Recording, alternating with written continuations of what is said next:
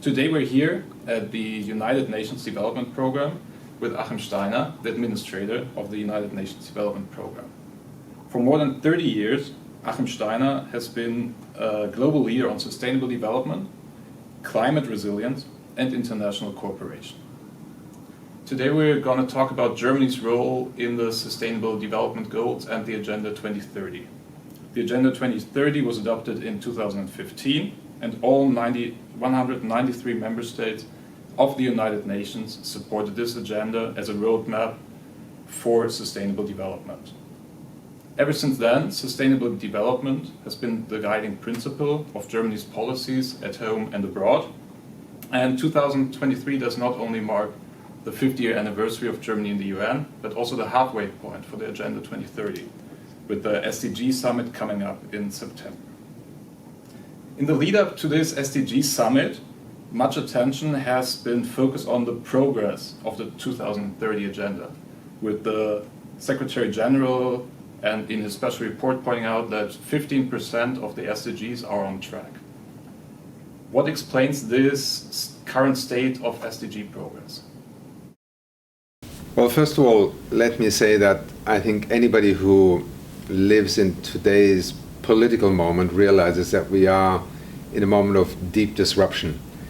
We have just come out of a pandemic without precedent, the disruption across the world, and literally happening to every country at the same time was profound in just social health terms, but also in economic and ultimately, as we have learned, also in political terms. So the 2030 Agenda and the Sustainable Development Goals adopted in 2015 in the General Assembly Hall here of the United Nations was, first of all, an acknowledgement of a turning point in two respects.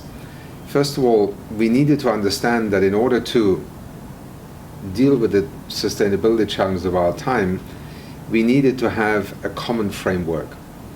Not a country working only on its own, but really a community of nations, 7.5 billion people at the time, coming together to address issues that were existential and in trying to address them beyond the reach of any individual country alone. Even the large economies of the world depended on others. The second was also recognition that after, let's say, a 50-year period in which economic growth was the overarching paradigm, but also the litmus test for measuring progress, at the end of the 20th century, the world was increasingly confronted by two fundamental challenges. One, environmental sustainability. Secondly, increasing frustration over inequality, persistent poverty, extreme poverty, and therefore the Sustainable Development Goals, beginning with the articulation of this idea of sustainable development in 1992 at the Rio Earth Summit, culminated in an agenda that every country actually signed up to in the year 2015. Now, the targets and indicators that were associated with these 17 goals in some ways have obviously been overtaken by things we did not plan for, a pandemic.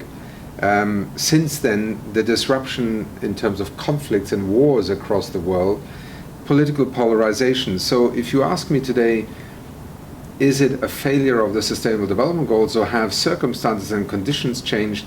I would say the latter is the key reason why we have not advanced further with the SDGs. Having said that, and with all the statistical analysis, and a lot of it really quite sobering in terms of the lack of progress, let me also say, as always, the glass is half full and half empty. On many Sustainable Development Goals, we have also seen in individual countries sometimes remarkable breakthroughs as a result of different policy choices. So as we sit here at the midway point to the year 2030, my simple answer would be a lot of setbacks, in part explainable by what is happening in the world as a whole, but also some remarkable breakthroughs that actually, if you look at which countries succeeded and where they succeeded, is an affirmation of the very logic of the Sustainable Development Goals, namely, you cannot solve problems in individual compartments anymore. We need an integrated approach and we need a collective approach in this era of humanity. Here you've talked about these particular goals that have made significant progress. What is a goal that stood out to you or a country example that stood out to you? Well, first of all, if you take countries such as China and India, they have over the last decades and also more recently achieved extraordinary rates of poverty reduction. In fact, there are record numbers in terms of China in the hundreds of millions, and even in India now, well over 200 million people having essentially escaped extreme poverty. These are remarkable breakthroughs. They are the result of very deliberate policies in developing infrastructure, education, access in rural areas to services, and we have seen also in other parts of the world a reverse, poverty increasing, inequality increasing as a result of policies that perhaps favored only the urban areas or elites. So there are very distinct lessons here, and perhaps the most contradictory story is really that of renewable energy at the moment. On the one hand, I think many would admit that if you go back to 2019 before COVID, we were struggling to achieve the kind of increase in renewable energy and clean electricity generation that was needed for the world to essentially meet its goals under the Climate Change Convention. The pandemic was a shock on the one hand, but it was a temporary shock in reducing energy consumption. But since then, and not least also because the concept of energy security has emerged suddenly as a major preoccupation for many nations, we are seeing record investments in the expansion of renewable energy infrastructure. So still not enough to address the threat of climate change and carbon emissions as needed, but certainly above what realistic expectations would have thought possible just 3-4 years ago. How can the United Nations ensure that there's enough financial support for the SDGs, but also the entire United Nations development system? Well, what the United Nations can do is three things. First of all, provide analysis, and secondly, establish common platforms on which to act on priorities that the world wishes to address. Under the SDGs, there are many different ones, but certainly financing has emerged as, if you want, the crucible in all of this. We know that we are able to make an energy transition happen in the next 20 to 30 years for the whole world. It's perfectly doable technologically, and it is also doable in terms of economic development approaches. Many would argue 10 years ago that renewable energy was too expensive for a continent such as Africa. Things have really been turned on their head now.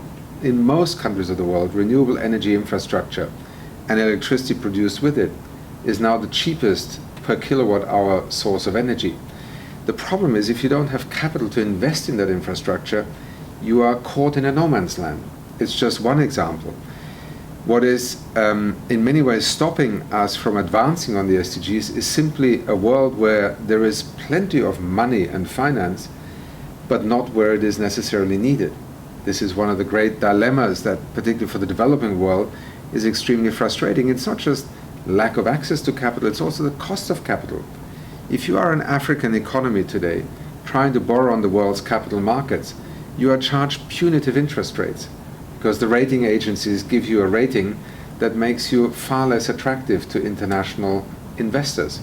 So in many ways, we see that our financial system is simply not geared up to leveraging and utilizing public and private capital in ways that we are perfectly capable of doing, but at the beginning of the 21st century, with all these challenges, we are failing the next generation for lack of a more smart way of getting investments moving. So the United Nations is helping also countries on the ground, for instance, through the integrated national financing frameworks that we are now supporting in 86 countries. First of all, for a country itself to set priorities. Where does it need to invest? What is its priority for public finance, tax-generated income? How can it use private capital from within its own economy, and how does it attract foreign investors? Then, how do we align national budgets with investing also in the sustainable development goals of a country's strategy? And what you have also seen the Secretary General in particular fulfill a role that the United Nations has, which is often to be the advocate for those who are not listened to or heard. The world's financial markets ignore a large part of the developing world because they don't consider it material to their own financial success. But in that so-called non-material part of the world live well over half of the world's population, and certainly a significant part of the world's poorest people. Our role as the United Nations is to help the world understand why it is important to invest there, why we need to find ways in which the incentivizing of capital investments also from the private sector are crucial in order to help these countries advance and pivot in terms of their own development. And that's why the Secretary General earlier this year called for an SDG stimulus plan that he has also taken to the G20 and to the G7 to say, look, it is in our collective and individual interest to figure out a way in which the financial system that is worth more than $450 trillion can actually find a way to incentivize roughly $4 trillion that we need a year in order to actually move forward rapidly on the SDGs. And to avoid the situation where we are once again seeing a world now economically on a divergent path. Poor, heavily indebted countries are recovering much slower from the pandemic. Richer, wealthier countries that are able to invest their way out of the economic crisis are essentially recovering faster and growing faster. We know that ultimately a world defined by deep inequality is a world that will fail.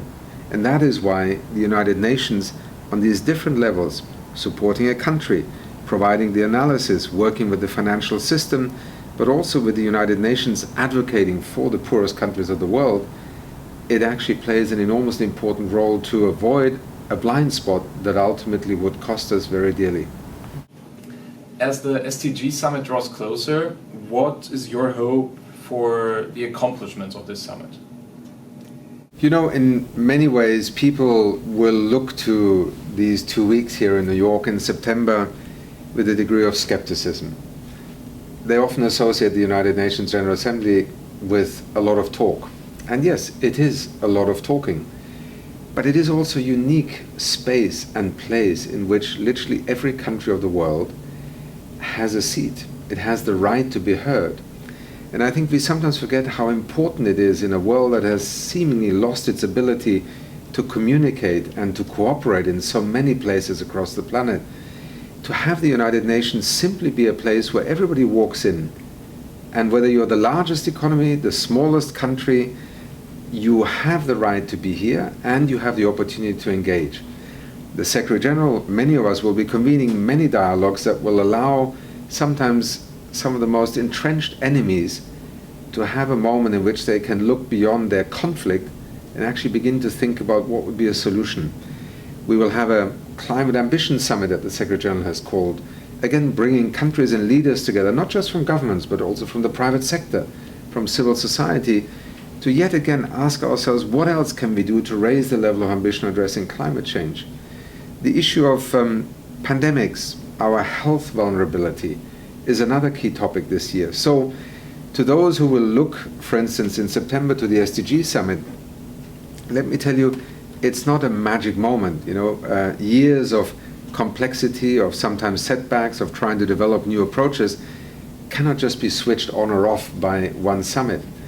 But what the Secretary General has called for is a rescue plan for the SDGs, because we know that right now we are not meeting our own levels of ambition that we have set as countries for ourselves, but also the world is increasingly distressed and under stress. So the best we can hope for is that countries, first of all, reaffirm their commitment to the SDGs. Secondly, that in each country there is a willingness to also lead by reflecting on what can we do differently and how do we take the SDGs forward, because the SDGs are not some global abstract policy. They become real the minute a Bundestag or a parliament or a chancellor or indeed a prime minister embrace them and make them their own priority. That's when the SDGs land in a national context where budgets are decided, policies are developed, laws are developed.